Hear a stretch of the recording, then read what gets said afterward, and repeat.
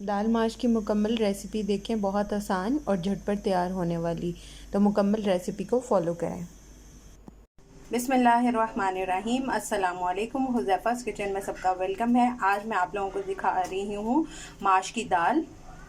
भुनी हुई माश की दाल बनेगी और मैंने ली है 1 पाव के करीब जो है वो दाल, उसको 2 घंटे भिगो दिया है।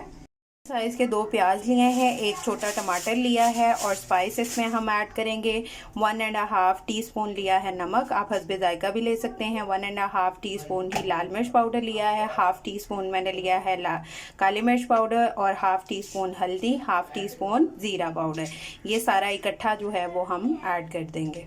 अब मैंने ये थोड़ा सा पानी लिया है, इसमें 1 टेबल स्पून मैंने लहसुन और अदरक का पेस्ट ऐड कर दिया है। तो ये सारी चीज़ें मैंने इसमें ऐड कर दी हैं। मैं जल्दी बनाने के लिए इसको वेट लगाऊंगी। अगर आप वैसे मसाले की बुनाई करना चाहें तो वो अलग से भी कर सकते हैं, मैं वेट लगाऊंगी।